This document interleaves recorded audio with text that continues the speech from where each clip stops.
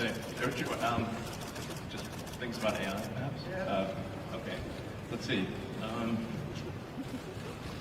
Yeah, the AI, right? You want to start with AI? Yeah.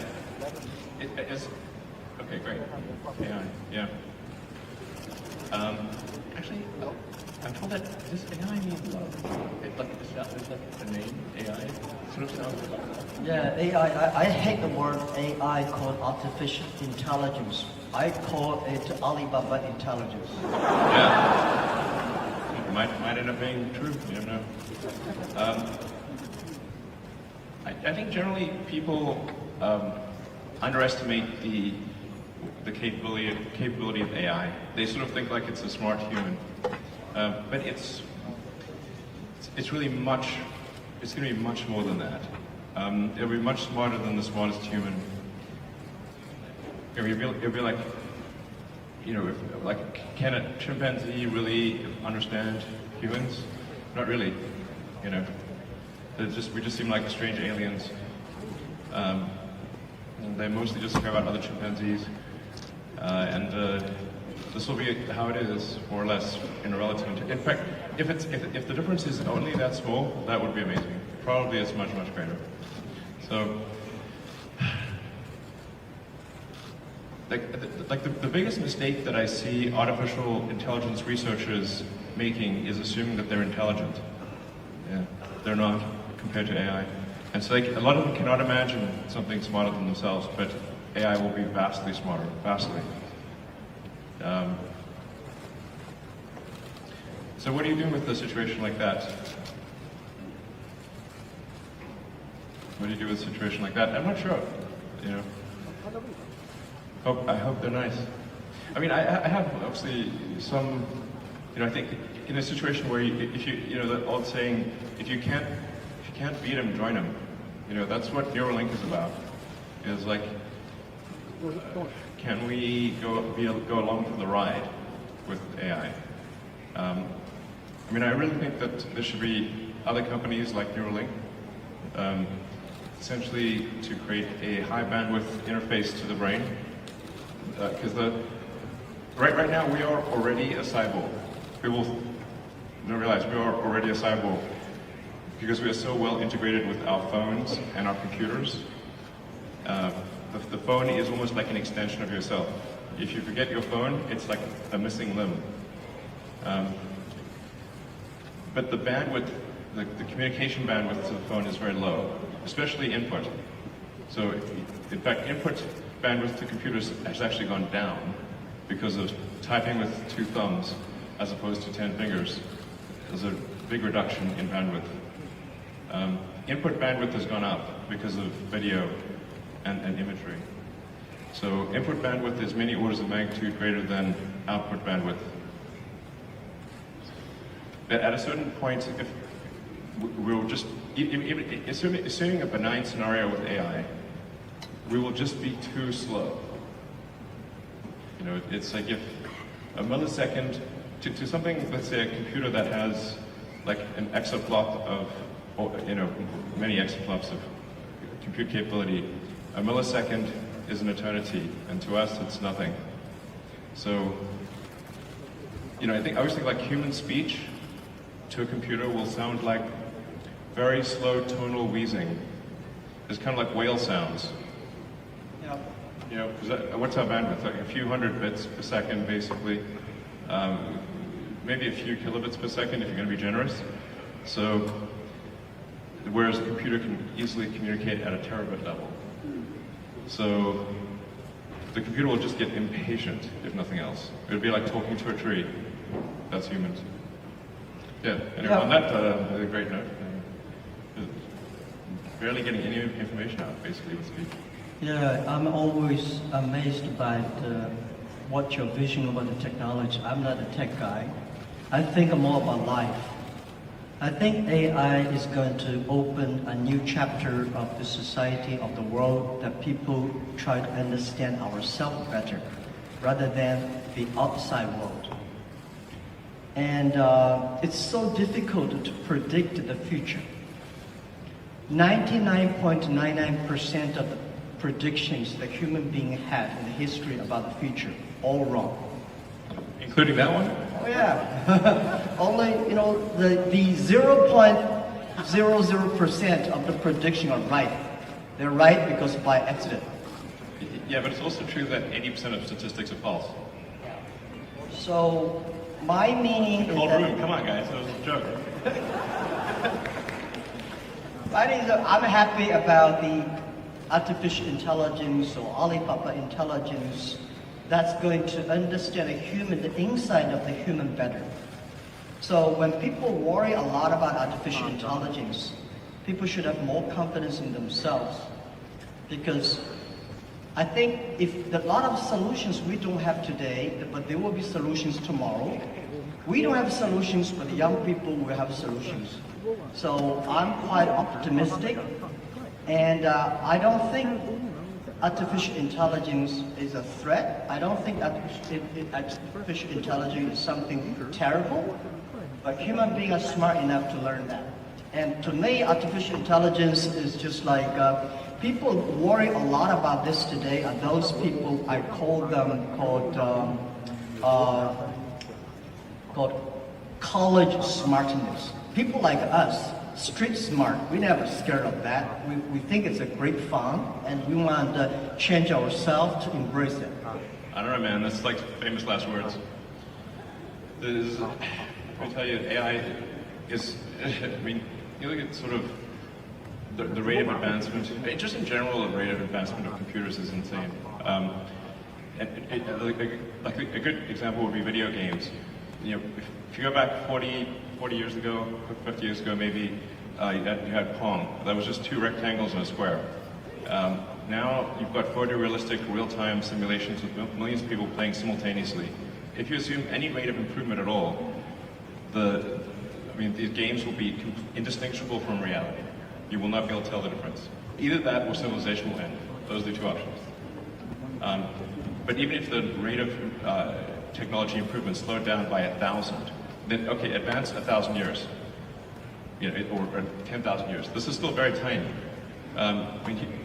Civilization has been around for probably, arguably, I think 7,000 years or something like that. If you count it from the first time there was any writing, any recorded symbols, besides cave paintings. There's a very tiny amount of time, considering the universe is 13.8 billion years old. I mean, if civilization lasted for 1 million years, we would only increment the third decimal point after 13.8 billion years. If we lasted for 1 million years. That seems like a long time.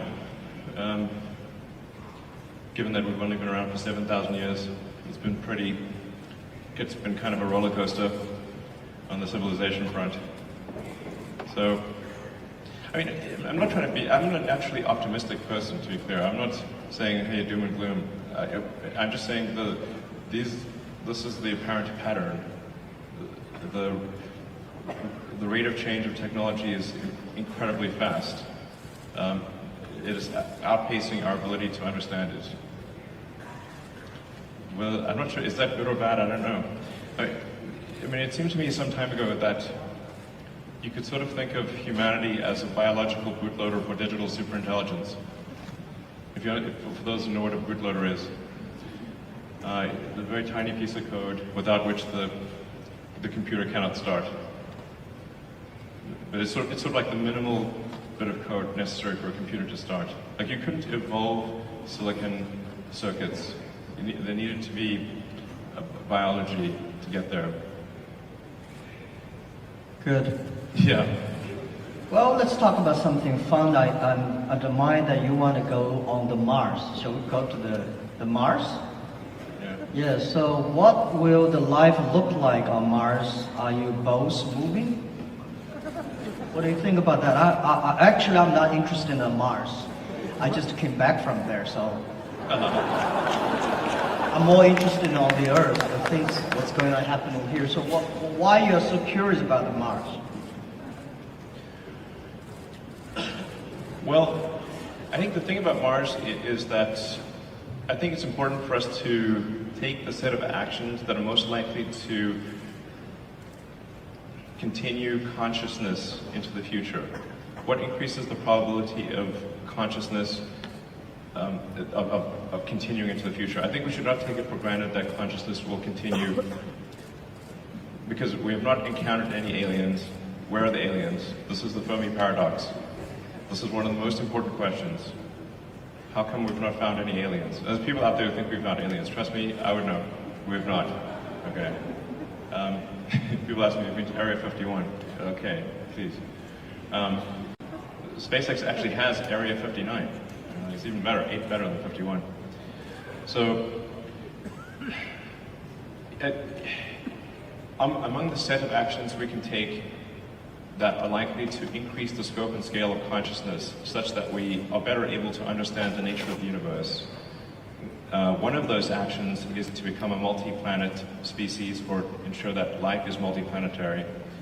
Not because I think something that, it's not from the standpoint of just being an escape hatch or because I think that Earth is doomed, but there's a certain probability that is irreducible that something may happen to Earth. Despite our best intentions, despite everything we try to do, there's a probability at a certain point that some either external force or some internal unforced error causes civilization to be destroyed, or sufficiently impaired such that it can no longer extend to another planet. It's hard to say. Put another way, this is the first time in the 4.5 billion year history of Earth that it's been possible to extend life beyond Earth. Before this, it was not possible. How long will this window be open? It may be open for a long time, or it may be open for a short time. I think it would be wise to assume that it is open for a short time. And then let us secure the future of consciousness, such that the light of consciousness is not extinguished. And we should try to do this as quickly as possible. That's my view. Good. It's so difficult to secure the future of the Earth, but we can secure the future of the next 100 years. I'm not the person that I admire your courage for explore the Mars, but I admire a lot of people spend efforts on improving the Earth. It's great to send 1 million people to the Mars, but we have to care about the 7.4 billion people on the Earth. How can we make the world more sustainable? And I'm not that fond of the Mars because I think it's easy to go to the Mars when you go on the top of the hills of the building. Just one step you go to Mars, but you will never be able to come back. Yeah, so that's my view. That's not how it works, though. And also, don't do it. I hate to go to the Himalayas too. I mean, when you climb on the, I think someday I will go there when the elevator is ready. I will go there and have a look.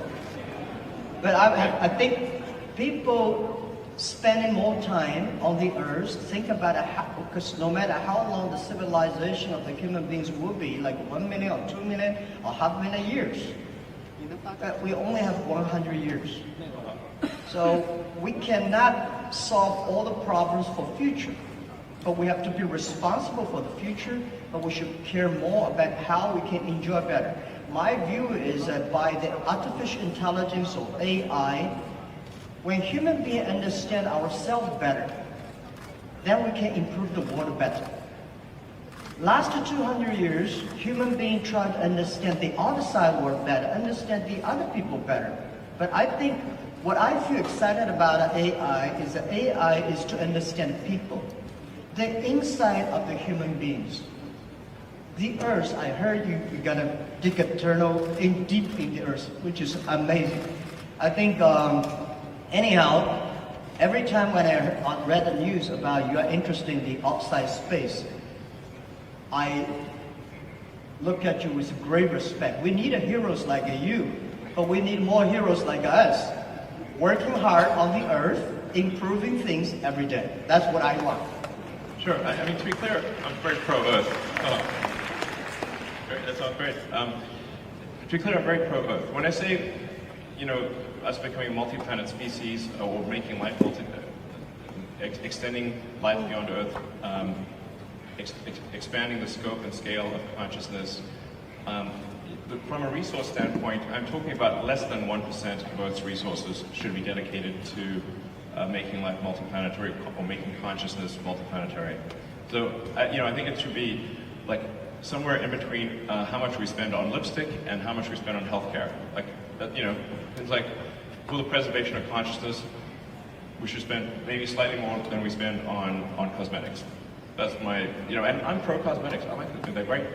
But it's probably worth spending, I don't know, like at least 0.5% of Earth's GDP on extending life to be multiplanetary. Maybe 1%, I'd say, seems like a good use of resources. But then we have like 2 orders of magnitude more resources spent on Earth. So it's not like it's, somehow going to fundamentally impair Earth. If like just 1% of Earth resources on that order should be enough to make life multiplanetary. It seems like a wise investment for the future. And obviously I spend a lot of my time on sustainable energy with Tesla, with electric cars and solar and batteries and that kind of thing. And I'm really excited to be here in Shanghai for the Shanghai Gigafactory, which is, I think the Tesla China team's done an amazing job, really mind-blowing. Like, I'm just astounded by how good the job is and how much progress has been made. And I think it's a good story for the world, and to say, like, look how much progress you can make in China. This is extremely impressive. Like, my hat is off. You guys rock. So I've never seen anything built so fast in my life before, to be totally frank. I've seen some crazy things. So I think it's like, I really think China is the future. That's very impressive.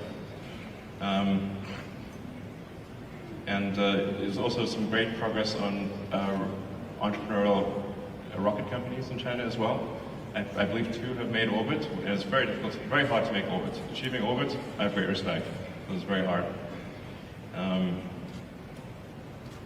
Yeah. Pick up another topic? Sure. Yeah. Jobs? Am I picking? Jobs. Jobs or life? Jobs. Sure, anything, sure. Yeah. So what new jobs will be created because of the AI, or has the change already started?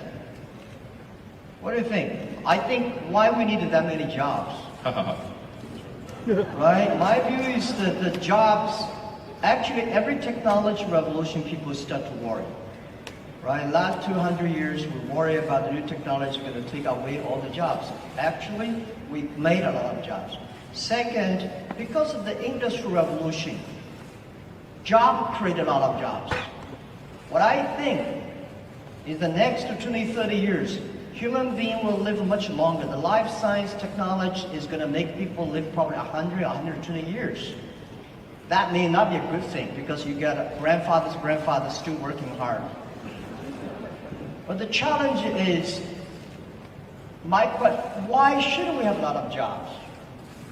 I think people should work 3 days a week, 4 hours a day.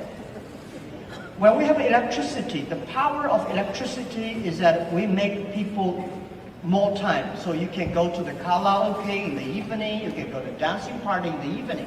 So people, because of electricity, people have more time. I think because of artificial intelligence, people will have more time enjoying being human beings. In your life, in my life, I think I visited probably 300 cities in my life. My father visited 30 cities. My grandfather will visit only 3 cities. So my grandchildren probably will visit 3,000 cities all his life. He's always on the Tesla. He's always on the roads, always traveling around. So I don't think we need a lot of jobs. At that time, the jobs we need is make people happier, make people experience the life, enjoy the human beings. So I don't worry about the jobs a lot. First, we are going to have a lot of jobs. Second, we don't need a lot of jobs. Third, there's a very interesting thing, because we'll probably talk about life. In the agriculture period, average age is like 30, 35 years old. In the industrial period, technology revolution, people can live 70 years. So in the artificial intelligence period, people can live 120 years, that's I think. Now the problem comes. When people's life is getting better, people don't want to have children. When your grandfather is there, you don't want to have children.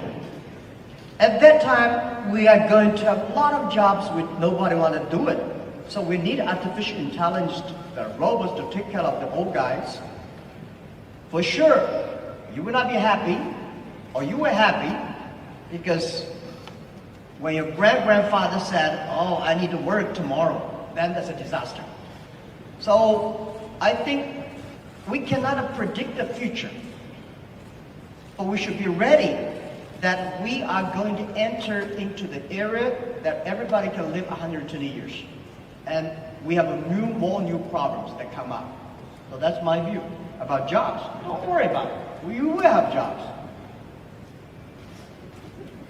Yeah.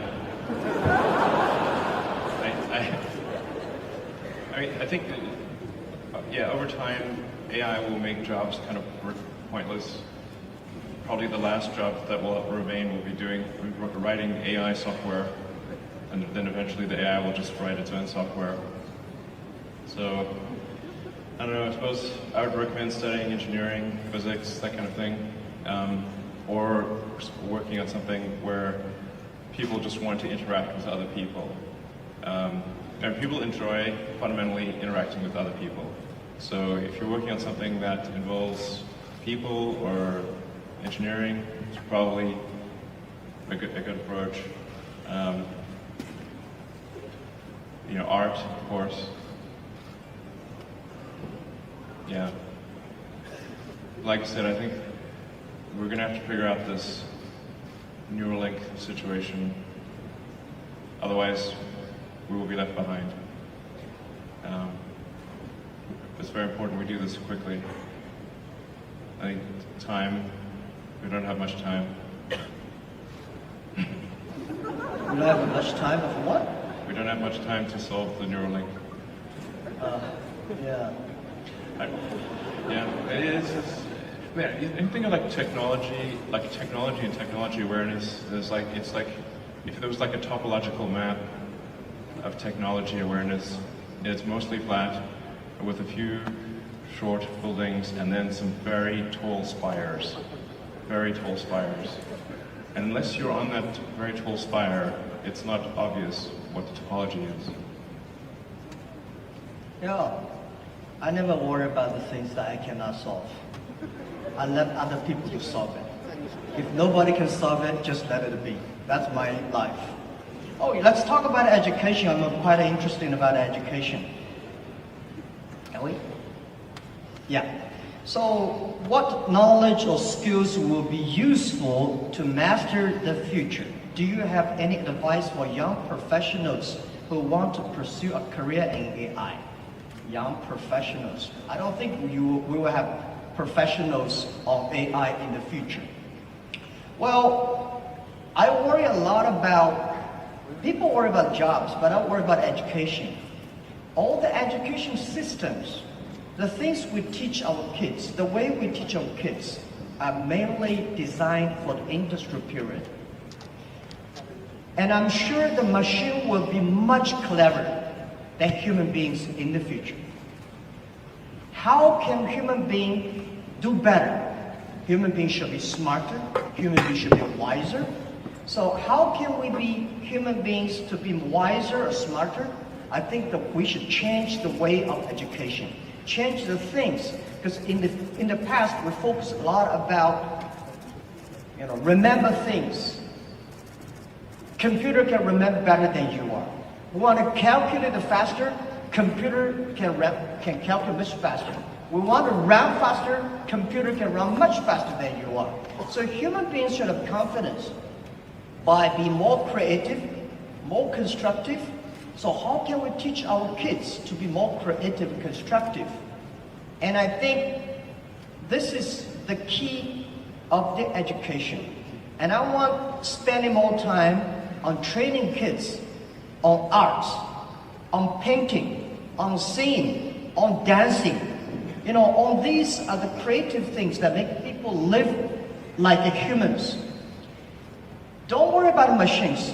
For sure, we should understand one thing, that man can never make another man.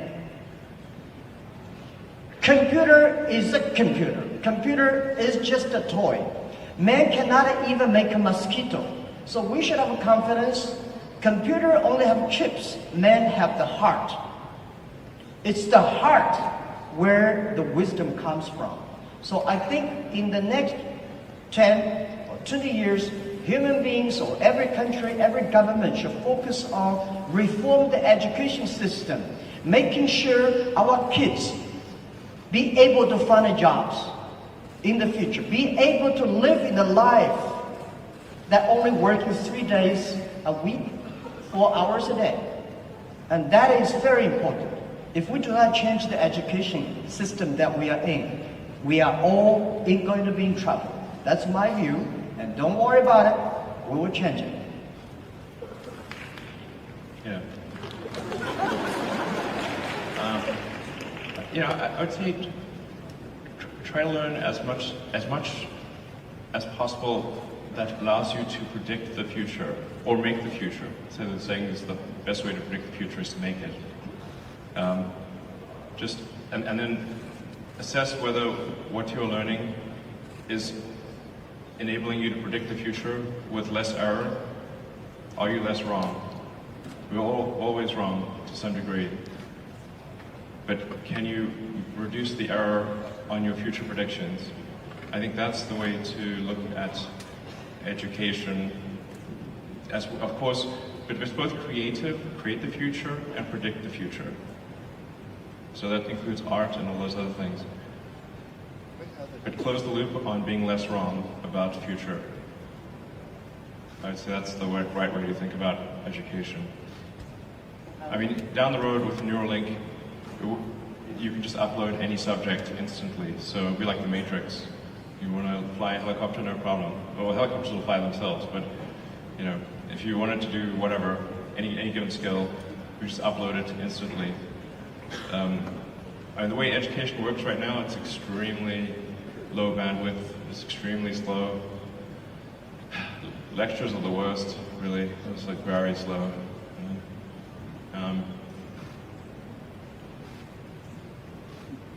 Yeah. Just try to predict the future with less error. This is very hard, as you were saying. I'm not sure it's 99.9%, but it's not very good, generally, our prediction of the future. But I think often people don't try. The first thing is try. If you don't try, okay, you gotta try, and then adjust based on the error of your prior predictions. Yeah, I think just to try is very good. We should always have the confidence to try the future. And I never worry about the errors and the mistakes. Errors and mistakes that are the best assets of human lives. And humans, I think that when people worry about the disasters that AI is going to bring in, I think it's not the disasters. It's the mistakes that human beings make.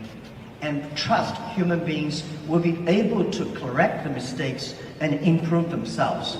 And that we need education. And this is what we think. In China today, we have 1,800 new babies born every year, which is not enough. We need to have much more than that. But I think the best resources of the human beings or the best resources on the earth are not the coals, not the oil, not the electricity. It's the human brains. How can we make the human brains more creative, constructive? How can we making sure that the machines are always the toys and tools of humans rather than the control? So I've never in my life, and especially last 2 years when people talk about AI, say human being will be controlled by machines, I never think about it. I think it's impossible, right? It's impossible. Because human beings, they are different. Machines are invented by human beings. And according to the science, right, humans can never create another animal that is smarter than humans. Especially when you have so many smart people, it's impossible to make another smart people. I very much disagree with that. Okay, Yeah. that's good. Yeah. I mean, the first thing we should assume is that we are very dumb, and we can definitely make things smarter than ourselves. I mean, they didn't used to be humans, right? So our early civilization was very primitive. We didn't have any technology really. We were just like running around, you know, trying to not get eaten or trying to survive a winter. Now we have like heating and we grow food. This is all new stuff. So, you know, things have obviously gotten way more smarter than the past, way smarter. So that's going to continue. We're not the last step in evolution. So the most important thing, like I said, the most important mistake I see smart people making is assuming that they're smart. They're not. Yeah. So give me an example, what animals or things that a human being made that is smarter than human beings? Well, computers actually are already much smarter than people on so many dimensions. We just keep moving the goalposts. So we used to think, like, for example, being good at chess was an example of a smart human. And then Kasparov was crushed by Deep Blue in '97. That was a long time ago. 22 years. I mean, right now your cell phone could crush the world champion at chess, literally. Go used to be thought of as something that humans were better at than computers. Then Lee Sedol was beaten 4-1 by AlphaZero. Then a new version of AlphaZero, I should say AlphaGo beat Lee Sedol 4-1. Then there's AlphaZero. AlphaZero crushed AlphaGo 100-0. Now it's just pointless because it just keeps playing itself. The humans are trying to play a computer Go is like trying to fight Zeus. It's not going to work. You're hopeless. We're hopelessly inadequate. In terms of rendering, basically there's just a smaller and smaller corner of intellectual pursuits that humans are better than computers, and that every year it gets smaller and smaller, and soon we will be far, far surpassed in every single way, guaranteed. 100%. Or civilization will end. Those are the two possibilities. Okay, yeah, my view is that computer may be clever, but human beings are much smarter. Yeah, definitely not. Clever is very academic, is knowledge driven. Smarter is experience driven. Computer is smart, is clever, but it's human being. We invented a computer. I never see a computer invented a human being. This is my first point. Second point is that about a Go play chess. It's stupid to compete with a computer on play Go. Just like 100 years ago, where human beings created cars. So human beings said, I can run faster than a car. It's impossible. It's only stupid people to compete with a car who run faster. Go is designed for human to play with human, right? The chess is designed for human to human. Why should a human to fight against a computer? So I never ever play chess or Go with computer. I'll be happy to see two computers fight each other. I'm not interested in play Go with chess. So I told those guys, they are very sad. Computer will be smarter than human beings because computer can play chess better. I think you are stupid to compete with that. Don't do that. So we always do things we are good at. Sure. Okay. Well, what would be an example of something that humans are better than a computer at, and then let's see if that happens. Well, computer is only one of the clever tools that human created. And computers are clever, but there will be more tools that human beings will create, much clever than computers. That's my view. Okay, well, let me tell you, like my view on AI is essentially you can view the advancement of AI as solving things with increasing degrees of freedom. So the thing with the most degrees of freedom is reality. But AI is steadily advanced, solving things that have more and more degrees of freedom. So obviously something like checkers was very easy to solve. That we could solve with classical software, classical computing, not really all that challenging. And in fact, there is a complete solution for checkers, meaning it is literally impossible. Every version of checkers is known. And then there's chess, which also it had many more degrees of freedom than checkers, many orders of magnitude more than checkers, but still really, I would say, a low order of magnitude, low degree of freedom game. Then there's Go, which had many orders of magnitude more degrees of freedom than chess. So it's really just stepping through orders of magnitude of degrees of freedom. This is the way to, I think, view the advancement of intelligence. Yeah. And it's really to get to the point where it just can completely simulate a person in every way possible, like many people simultaneously. In fact, I mean, obviously there's a strong argument we're in a simulation right now. It sort of reminds me of that joke of like, you know, if life was a video game, what would be the review? It's like, well, the graphics are incredible. The plot is confusing. And the respawn takes a long time. That's a video game. That's life.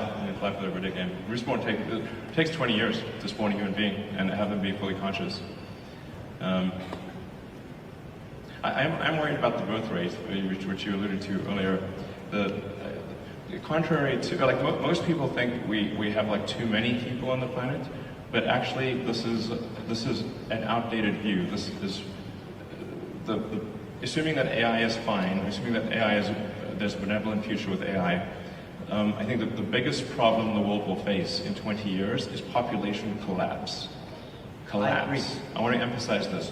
The biggest issue in 20 years will be population collapse. Not explosion, collapse.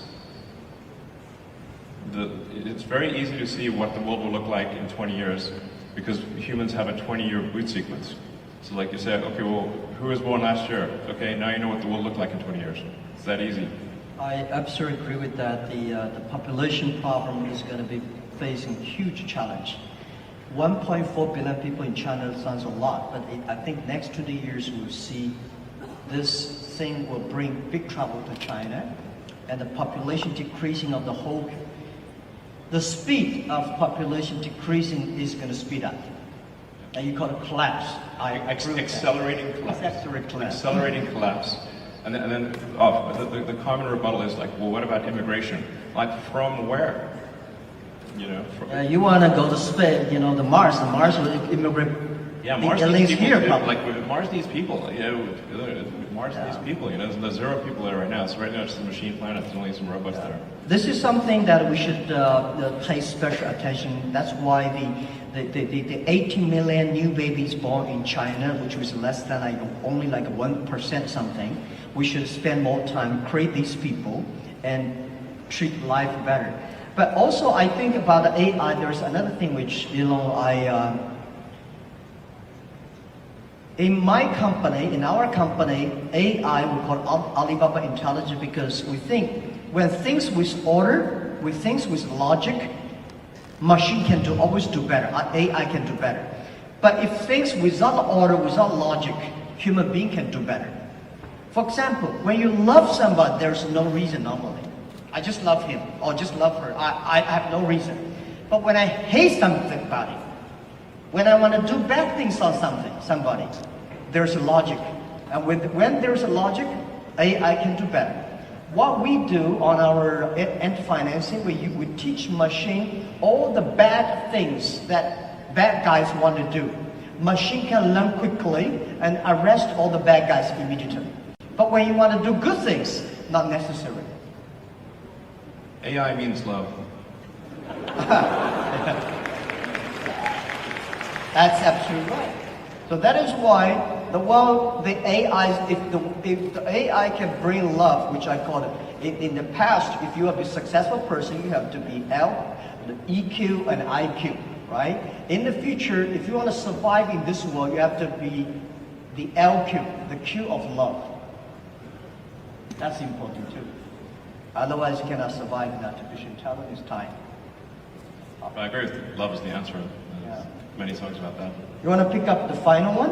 Another topic you want to Excuse me, gentlemen. Due to the time is very limited, so we only have 5 minutes left. So, last question, please. Yeah, we have. You want to pick up the last one? Life or human being machines? So, you want to talk about your cars, autonomy? What do you want to talk? This feels like one of those steps in a video game where you could like pick a path, a choice. I choose life. Okay, life.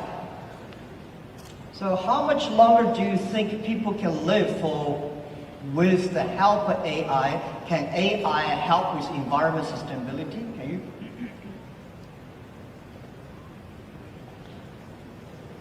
I think, first of all, I think humans will solve environmental sustainability. I do not mean to suggest complacency or that we just take it easy. In fact, this is a self-fulfilling or unfulfilling prophecy. We must take immediate and dramatic action, and continue the momentum towards environmental sustainability. And China is actually the world leader in this. In fact, I'm not sure how well it is known outside of China, just how much China is a world leader in environmental sustainability. It's extremely impressive. I mean, I think half of all the electric cars in the world were made in China last year, something like that. So, I don't mean to suggest complacency, but I do think humans can and will solve sustainability. If we can do the neural lace, then I think, or the neural link essentially, the age will not matter that much. You can simply save your state and restore your state, like a saved game essentially, something very close to that. I do think we can solve biological aging if we really wanted to. You'd have to make DNA changes, but we're obviously just on a clock. All organisms are. I mean, you could take a fruit fly, for example, and you could give it yoga, sort of have it do daily yoga and have a very healthy diet, and it's still going to live for 3 weeks, maybe 4 weeks. So environmental factors are relatively minor for extending life. You have to change the DNA. And so the question is, like, will people be okay with changing the DNA? That's the thing about extending life, and probably people are a little bit reticent about that, but that's essentially the thing that needs to occur to extend life. You've got to stop the DNA clock somehow. I don't know if we should work on this or not. I think, frankly, it's probably a good thing that we do eventually die. There's a saying, like in physics, like even physicists, which are generally quite objective, is like they're saying, like, all physicists don't change their mind; they just die. So maybe it's good to have this life cycle. Yeah. Well, I think AI can definitely help the environment sustainability. And when human beings know themselves better, human beings will be smarter and will be wiser. The difference between clever people and smart people, or wise people. Smart people knows what he wants and how he can get it. Wise people know what he doesn't want. So when human beings using artificial intelligence, they will understand themselves better. And I think there will be millions of ways people will live in a healthy earth and protect the healthy earth. The reason why I want to stay in this earth, I want to work on this earth, I want to do anything I can to help this earth to better. Because even go to the space is great, but if we can spend resources just to focus on helping pick up the garbage from the oceans, that thing is more difficult than to go to the Mars. But artificial intelligence can help us achieving that and solve the problems. And the second, the human being can live better, can live longer. But what we need is not only live longer, we want to live healthier.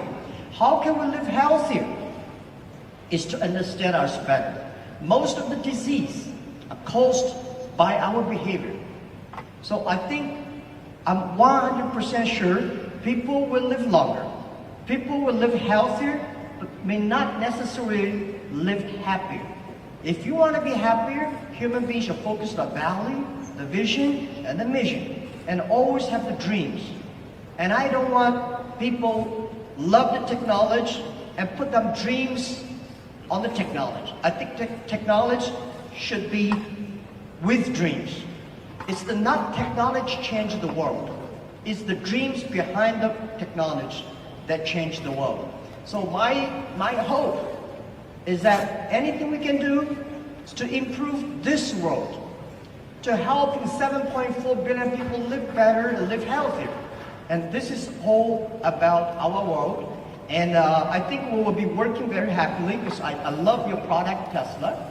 You know, making world cleaner and no noise and such great technology. I'm happy you have the factory in China. And I think we need to do more things to improve this earth, improve this world, and make sure that people are happier and people care about the family, people care about the health. That's all we should do. And trust us. Trust the human beings and trust young people. Let's take responsibility for today, but let's not take away all the solutions for tomorrow. It's great human beings make mistakes. It's great human beings learn from mistakes. It's great to die. Thank you. Yeah, you cannot live long. I just like, yeah. Thank you. Fight for the light of consciousness. 看视频上澎湃。